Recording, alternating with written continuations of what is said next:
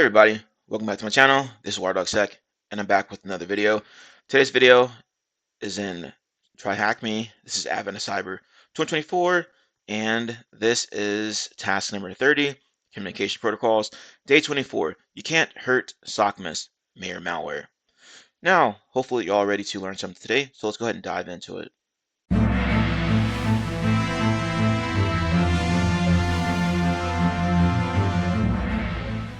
The story. In Wareville, the townspeople started to frown. A problem with smart lights all over the town. Was Sockmas ruined? The chances were zero, because this they knew the glitch was their hero. The city of Wareville has invested in smart lights and heating, ventilation, and air conditioning HVAC.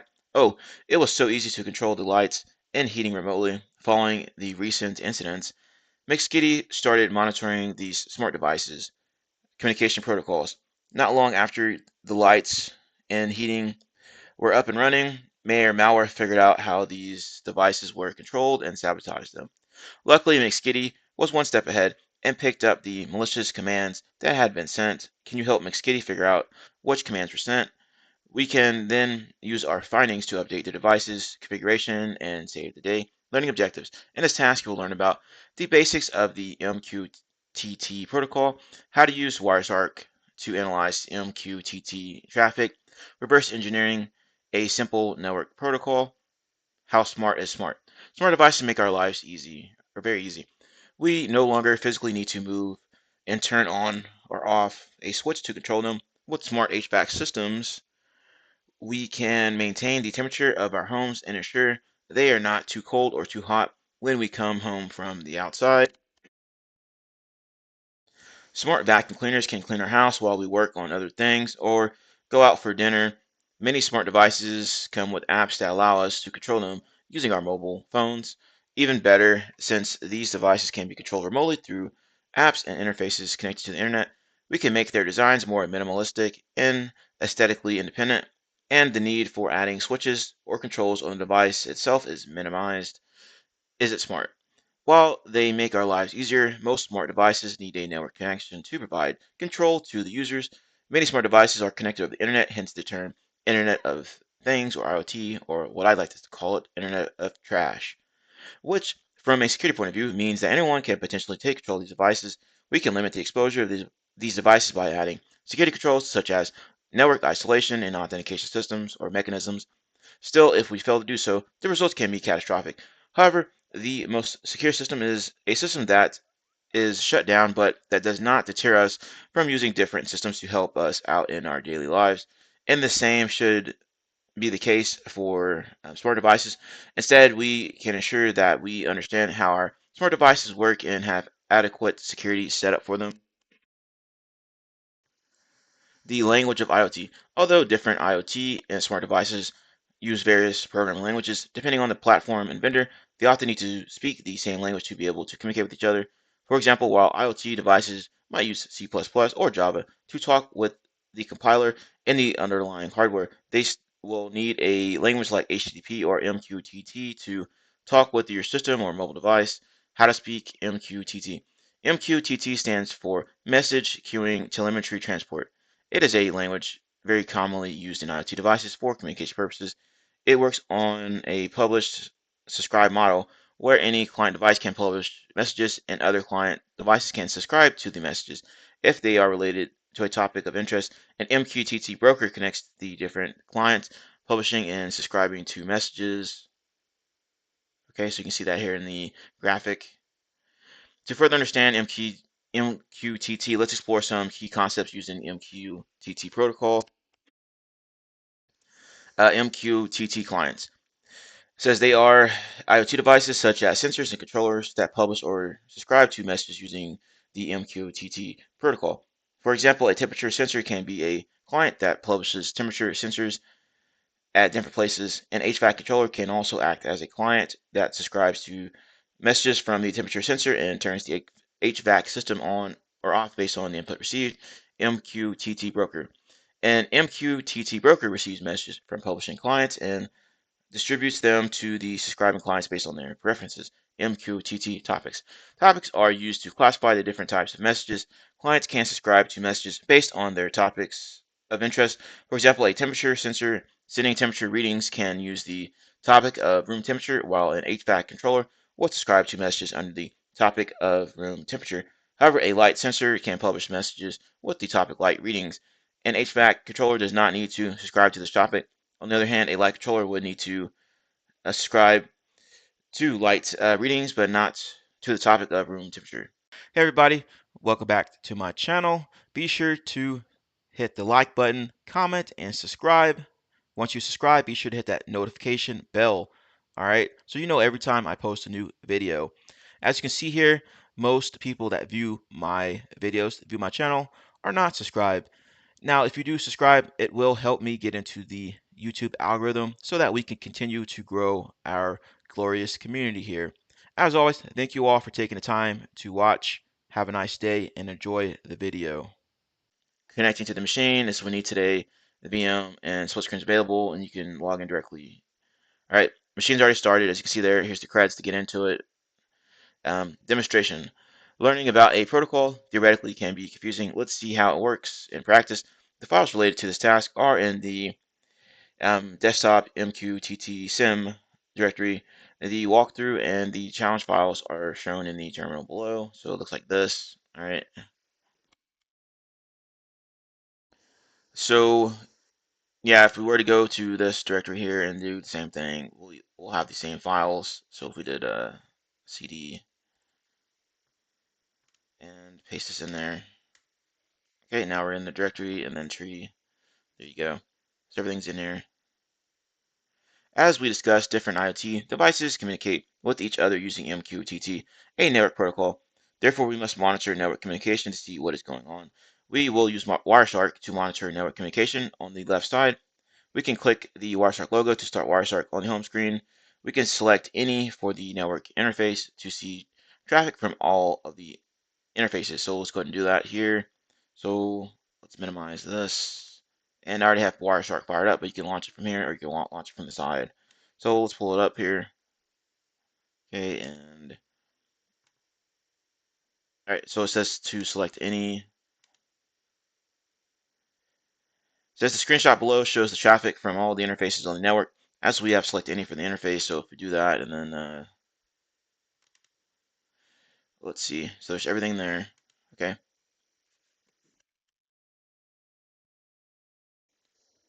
Since we only want to see traffic from the MQTT protocol, we can filter for this protocol only. To do that, we can type MQTT in the filter box and press enter. So let's do that here.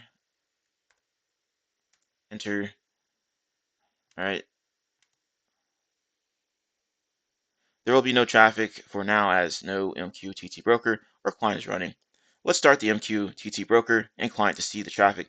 For that, there's a shortcut for a directory on the desktop named link to MQTT. The directory has different scripts in it. We will start the walkthrough.sh script to learn how the MQTT protocol works. Let's run the walkthrough script. All right, so we're already in here, so let's go ahead and run this. So we'll go back to terminal, and then let's cd into walkthrough. Okay, there we are. Clear this out. See, there it is, the script, and paste this over. Oh, okay, not sure what happened there, but let's just do it this way. Okay, there it goes. Connect to broker. Okay, I guess this is it. Looks good to go. Says once you run it, three windows will pop up. The window with the red text is the MQTT broker. The one with the blue text is the MQTT client. And the third is the application user interface. We might see as the end user. We can look at the logs on each of these windows if we like. But as the end user, we will interact with the application user interface. All right, so we're going to be messing around with this here. Currently, the application is in automatic mode. The heater is off. The target temperature is 22 degrees, and the current temperature is 22.3 degrees. Let's go over to WireShark to see what kind of communication we can see. The below screenshot shows the communication started, so you can see that there. And let's flip over to our WireShark, and there it is. Okay. Note, if you don't see traffic in WireShark, close all windows and restart your steps. The first two events show the connection established, showing the connect or establishment, showing the connect command and connect act text in the info. The next two events show that one of the clients wants to subscribe to home temperature topic, shown in the square brackets. This must be the HVAC controller, which needs to know the temperature to run the heater on or off, or turn the heater on or off. Below, we can see the messages published by different clients with their topics in the square brackets. The events from the home temperature topic are from temperature sensor, and the events from the home heater are published by the HVAC controller.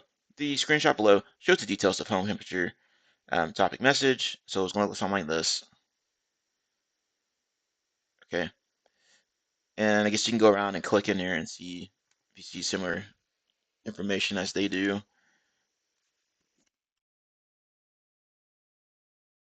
Okay. So, yeah, you can see that over here in the info is what they're looking at, I believe. Yeah. So you can see all that stuff over here. Okay. So let's jump back over here and see. In the lower pane, we can see that it is publishing a temperature of -9 point, etc., etc. That is very cold. Therefore, we can see a message from the heater right after the temperature is broadcast. This message shows that the heater was turned on as seen in the highlight part of the lower pane. Yeah, okay. And it says the illustration below shows the overall communication between the heater controller and the temperature sensor as we have deduced from WireShark connection. So temperature sensor MQTT broker does its thing here. Before processing or proceeding to the challenge, quit all the HVAC controller scripts. Use Control C for the window with the red text. It is time to use our knowledge to fix things. So let's go back here. And if you want to play around with it, you can do stuff like this, I guess. Okay, so let's go to this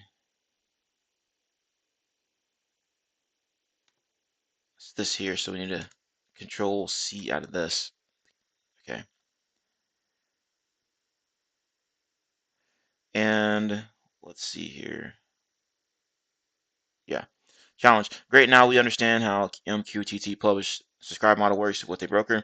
MixKitty can use our help. The lights have gone off in all the major factories and halls. Mayor malware has sabotaged the lighting system implemented by a contractor company. Their support will take some time to respond as it is a holiday season. But MixKitty needs to get the lights back on now. To see what Mayor malware has done, we can click the script challenge shown below. This will open 3 windows, including the lights controller interface. Okay, so let's go ahead and do that. Let's get this ready to go. And all right, as you can see here, I went ahead and fired off this challenge script. You can see everything is up and running now. Let's go over to the instructions here. So we can see the lights controller interface. However, nothing works and there's no way to turn the lights back on. Now that we have basic knowledge of the MQTT protocol, we must find the command to turn the lights back on. The challenge.pcap ng file is inside the challenge directory. This packet capture file contains various MQTT protocol messages related to turning the lights on and off. Start WireShark and then go to the file menu. Choose open to locate the challenge.pcap ng file and open in WireShark to take a closer look. So for following along here, let's hop back into WireShark, stop all this, file, open, and there it is. Continue out saving. All right, so we should be good to go now. It says you plan to publish a message to the MQTT broker in order to turn on the lights. As a result, all the lighting devices subscribed to this MQTT broker will turn the lights back on. You can achieve this from the command line using the mosquito underscore pub command. Consider following example: mosquito pub -h localhost -t some topic -m message. We are publishing a message under a specific topic to a broker. Mosquito pub is the command line utility to publish an MQTT message. Localhost refers to the MQTT broker, which is localhost in this task. -t some topic specifies the topic. -m message says the message such as on and off. To determine the correct topic, In message to turn on the lights, you must study the captured packets in challenge.pcap.ng. Once you figure it out, ensure you are running challenge.sh and use the mosquito-pub to publish a message to turn on the lights. Once you successfully manage to turn on the lights, a flag will appear on the lights controller interface. All right, so go ahead and try to figure this out yourself, then come back to the video, and we will go through it together. Let's take a look at this PCAP here. As you can see, as you're going through and you look at the bottom here, you can see what it looks like words on and off. See, on and off. And also, I took a guess that this was possibly base 64. And also just looking at the information inside this info area here. So we can see under topic here. And if you're going through looking at topic here, you can see like this looks like base 64, right? There's two equal signs at the end. So anyway, so I took a guess that that was base 64. So I'll go back over to our terminal here. And so I started doing some base 64 decoding via the terminal, right? You can see what it looks like inside of here. So it's Q equal looks like it says on time. And the other one, this U equals says off time, right? But they're both going to this Wareville Christmas light directory, it looks like here. So let's go ahead and try this. So we have our command built out here, mosquito underscore pub dash h localhost dash t. I guess that's for for the topic or target or whatever. Anyway, so we'll have that information in here, base 64 for both of these. I'm not sure if that needs to be base 64 or what. But anyway, this is the controller, says lights are off. So I'm going to send this message to there and let's take a peek and see if it worked. Okay, I put it in base 64. Okay, well, let's try it this way then. What if we just put on, send it, let's check it. Oh, well. Okay, that was awesome. Wonder why I didn't just take the base 64. Maybe I couldn't read it for some reason. I'm not sure. So we got the flag for that. Let's hop back over and close out the video. Let's wrap this up. What is the flag? Well, there's the flag as we found earlier. If you enjoyed this task, feel free to check out the WireShark module. So check out the WireShark module or check out my channel for anything referencing WireShark. I know I've made some videos over it in the past. Task 31, the end. How the glitch saved Sockmas. At the Sockmas celebrations, Mayor Malware took the stage, ready to claim victory. Stop. Before you celebrate. The real threat is Mayor Malware. Calling him out. Oh, and he's taking off like they're after him with pitchforks. Humph. The town was shocked to learn the truth, and Mayor Malware fled in disgrace. Glitch was hailed as a hero. His true intentions finally understood. Good for him. Sockmas continued stronger and more secure, with Wareville united against any threat. As Glitch and McSkitty are nearing the town square of Wareville on Sockmas night, they hear the mayor's voice booming in the air, and now, thanks to me, Sockmas is finally safe. I am honored to accept the Patchmeister Award this year. They speed up and run up to the stage. Stop, McKitty shouts. Glitch is innocent. The mayor tried to sabotage Stockmas for the entire month.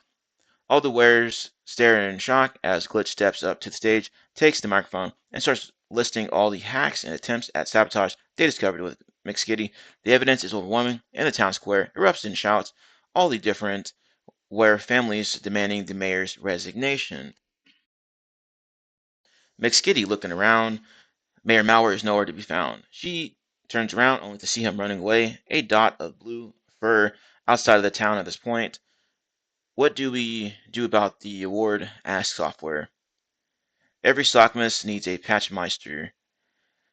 All wares turn to Glitch, realizing they have him to thank for the celebration this year. Without more words spoken, they all pass the Patchmeister emblem to McSkitty, who puts it around Glitch's neck. Sockmas festivities are now ready to begin. Awesome. Congratulations on saving Sockmas. Task 32. Thank you. And congratulations. The end. Congratulations on completing Advent of Cyber 2024. Welcome to the last task of Advent of Cyber 2024. We are so proud that you reached it. Advent of Cyber is a beginner-friendly event. The challenge lies not in the difficulty of each day's task, but in the persistence in coming back and learning regularly. For some, that means every day. For some, it's a few days a week, and for some, it's catching up on the weekends. And it truly doesn't matter, as you all did your absolute best and got to the end. In addition to all the new cybersecurity skills you have learned, you have now proven to yourself that you can be consistent about growing as a cybersecurity professional, and that's the most important skill of them all. We hope you enjoyed saving Sockmas with Glitch and McSkitty. We certainly enjoyed putting the event together for you, and already, we already can't wait for the next one. Advent Cyber will be back in 2025 to make it even better next year. We would like to invite you to give us some feedback.